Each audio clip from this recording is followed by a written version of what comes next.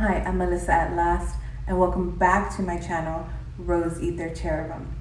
Today, we're talking about stepping out in faith. All right, and we've talked about faith before. We have a whole video dedicated to your internal faith, right?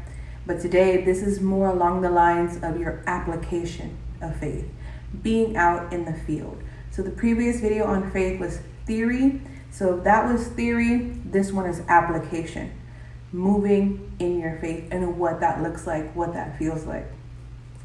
So the correlating scripture we have is Matthew chapter 14, verse 29. And I think you kind of know where we're going with this, but we're still going to read it together. 29. You know what? Let's go up to 27.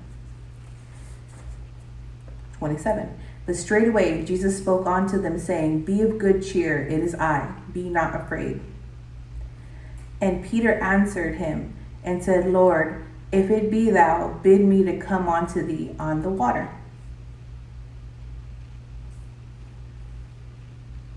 29. And he said, Come. And when Peter was come down out of the ship, he walked on the water to go to Jesus. And we're going to continue a little bit to get the full grasp of this situation. But when he saw the wind boisterous, he was afraid and began to sink and cried, saying, Lord, save me. 31. And immediately Jesus stretched out his hand and caught him and said unto him, O thou of little faith, wherefore didst thou doubt? So Peter had faith, and he had enough faith to apply it and do what Jesus was doing. He had little faith though. And that little faith, in the moment that something like the wind and the realization that he was standing on the water, it took it away. It shocked him and it took it away. And then he went down, and then him and Jesus had to come off the water into the boat because Jesus had to, focus his attention on Peter. And Peter was touching him with that doubt. So I think that's something that we tend to overlook. And that's why doubt it can be present, when you're performing miracles, when you are walking with God. And you can't touch anybody with doubt either, because doubt, depression, things of that nature, they are contagious. And that's not widely explained, but I think it's important to know that depression, doubt, anger, all of those intense emotions, just like joy and happiness, everything like that is contagious. So you come into a room and you are happy, you are like through the roof, you're excited, something great has happened, but then you walk into a room and everybody's either angry or whatever, the joy gets stifled. Or the opposite, you are not feeling great, but then you come around that one person that is always laughing and joking and they can uplift you. So it can go both ways. And in this moment, Peter's doubt kind of just it brought down the whole vibe, man. It was really cool until, he doubted. But the thing is with Peter, and I've seen I think it was through Luke that kind of broke it down a little bit, is Peter is super emotional. And there's more than once that Peter comes to Jesus and cries to him or like begs him for forgiveness regarding his doubt, regarding not believing in him. So that was Peter's struggle, was doubting everything that he was experiencing. And we got to give Peter a little bit of like consideration in these moments too, because from what my understanding is, Peter was the only one who was married. Peter was the only one who had to walk 1 foot in the flesh and 1 foot in the spirit, because he still had these obligations is not the right word, but he still needed to provide for his family. He still had a wife. He still had, things that were connected to him that he had to take care of, versus the other disciples. They were able to live a bit more freely and had support of their family, or they didn't. but they didn't have anybody that they had to support other than themselves and their walk with Christ. So that's why I kind of have a little bit of a soft spot for Peter, because I was like, I understand. And then I'm beginning to understand how emotional he would get with Jesus, how much he would cry to him and beg him for forgiveness, for doubting him, and not doubting him out loud, doubting him in here. So he understood that Jesus could pick up on it, and he profusely apologized to him many times. So Peter's always going to have a soft spot for me. So stepping out in faith, that's exactly what Peter did, where he was excited. He was excited to have that and to maneuver through it. That's what stepping out in faith is maneuvering through your faith. Figuring out, okay, I feel this, I know it, and I'm gonna move with it. I'm gonna see what happens. And regardless, sometimes even the thought of what the consequences are, or like what the outcome will be, is not even a factor. It's just mostly like, I want to do this and experience it, and I know God's going to bring me through it and out the end. People hesitate to act. Okay. I mean, I think that if Peter hesitated to act and even jump out of the boat, would he even have felt what it was like, to step on the waves and to like hover above? I don't think so. I think if there was any hesitation, that he would sink right off. So I think that's how we have to look at it. Like, we can't hesitate sometimes if God's telling us or giving us a thing. Let's just go do it before any thought process sinks in. One of my favorite things is when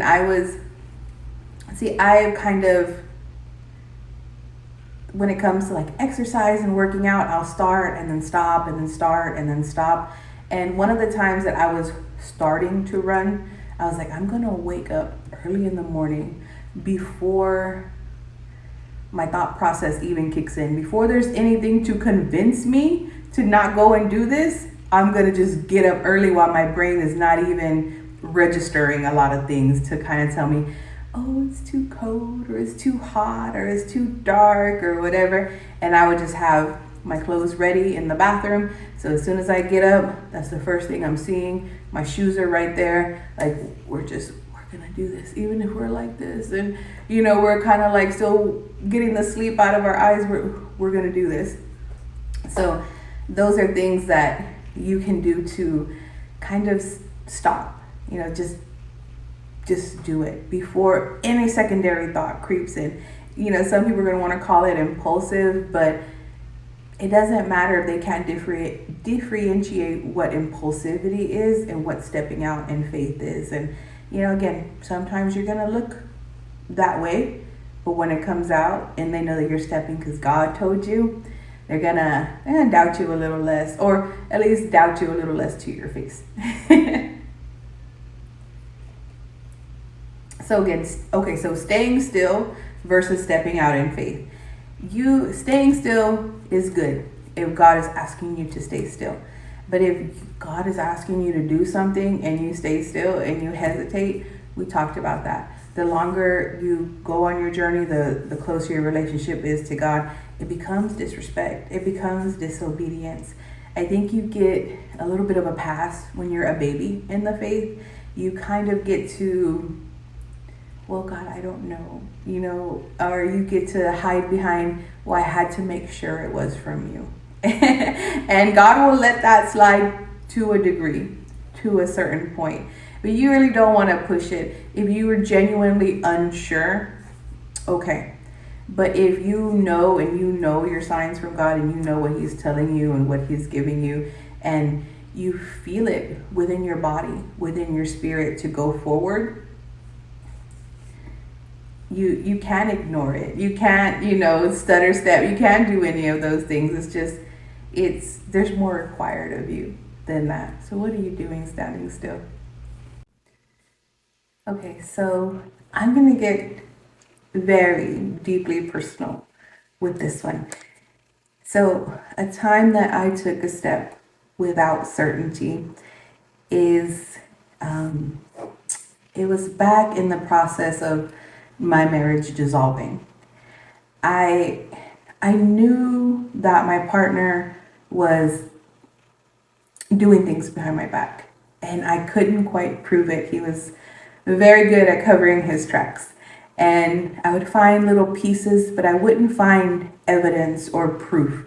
Something good enough to convince me to that this wasn't that it was worth like breaking up, a 10 plus year, marriage. So I was praying and I was talking to God about it.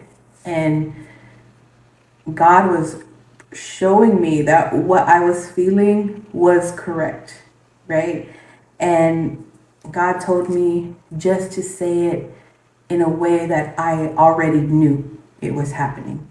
So, and to kind of wait for like a peaceful moment, right?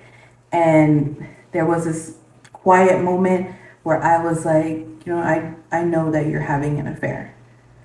And my partner looked at me and he sat up and he's like, who told you? And that was just the confirmation I needed. I mean, God told me, but how could I tell him in that moment of anger? And I was like, it's a little hard to explain who told me. And he just started like flying off the handle and getting upset. And that was the beginning of, the marriage ending. But it was God who told me and told me how to say it. And the reaction was all I needed to confirm it. And, it ended up where, like all things get bad before they get good. But, it's like now it's not a point of contention.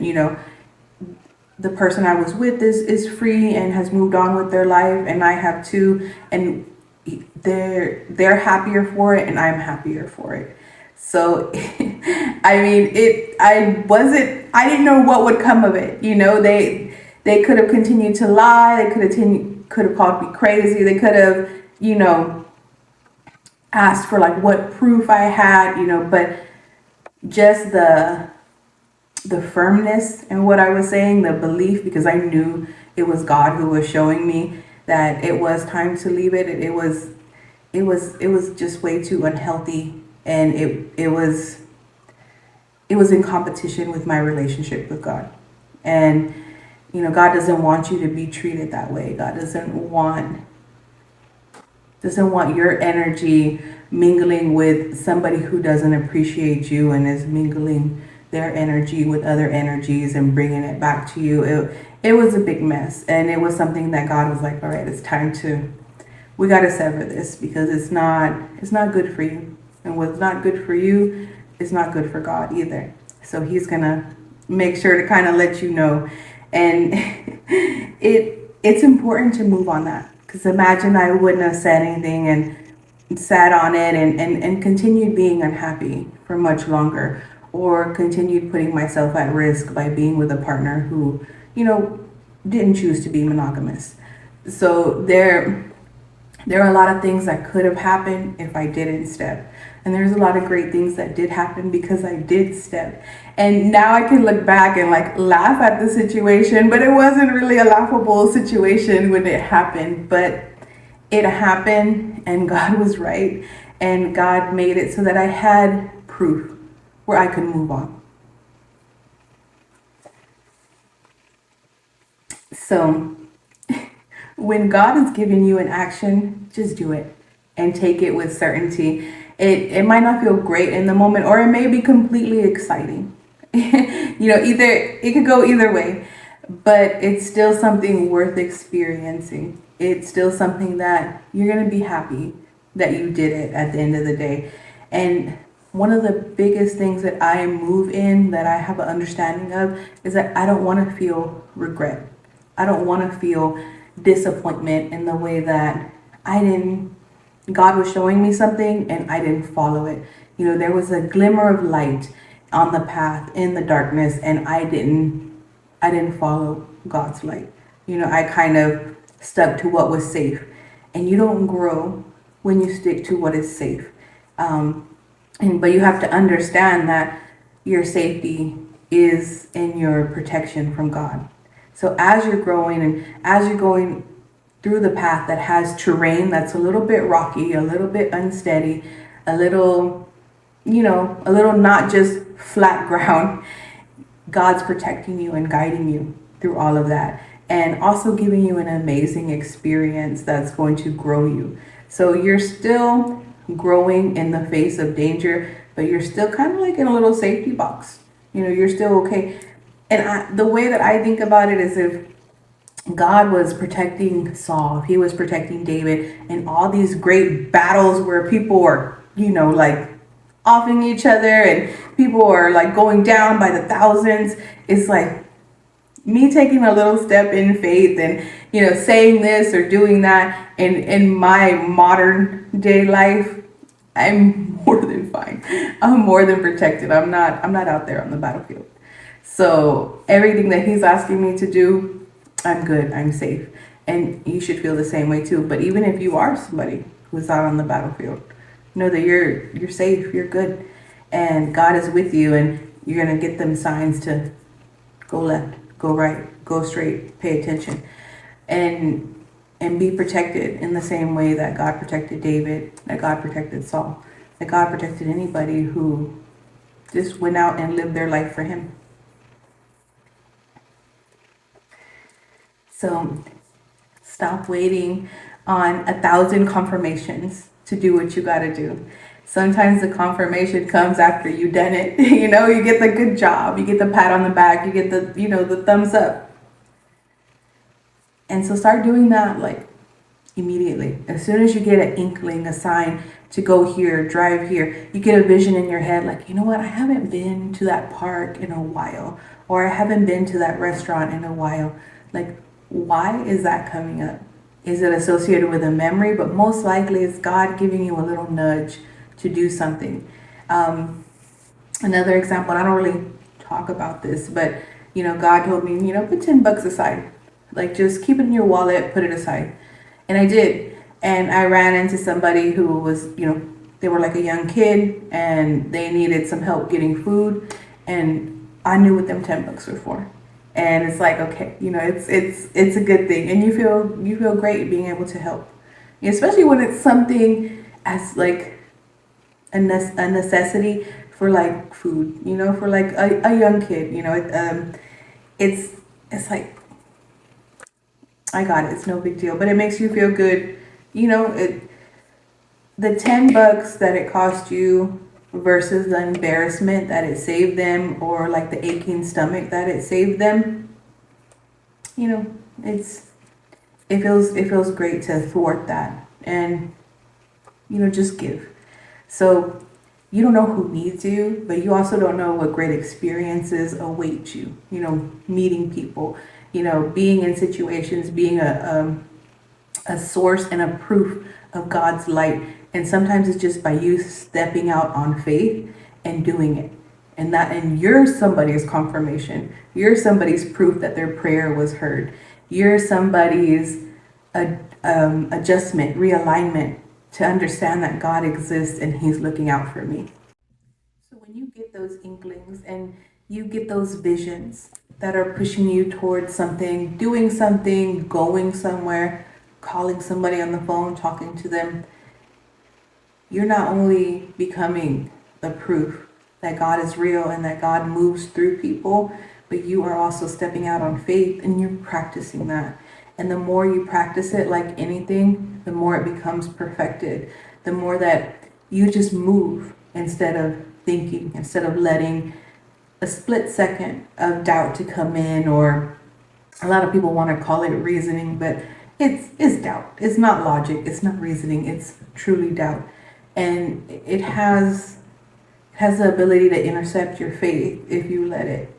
That's why you have to learn faith in theory and then use it in application. That's the only way that it really sticks in, and it really keeps you moving in that energy, and it strengthens your faith, and it strengthens God's faith in you, that you're going to come through when he asks you to move, when he's showing you something, that you're excited about how he's communicating with you, and you're moving forward in it because you're drawn to his voice, right? His sheep know his voice. And if we're hesitant, that's kind of showing, are we his sheep? Right? And we are. We are. So we're going to move when he calls us to move. And we're going to step out in faith, and we're going to enjoy every aspect of what that movement is, what that application is, because we are practicing what we learned in theory. And that's a beautiful place to be. So, like always, I love our conversations, especially topics like this. I love it. But I love you. God loves you even more. Bye.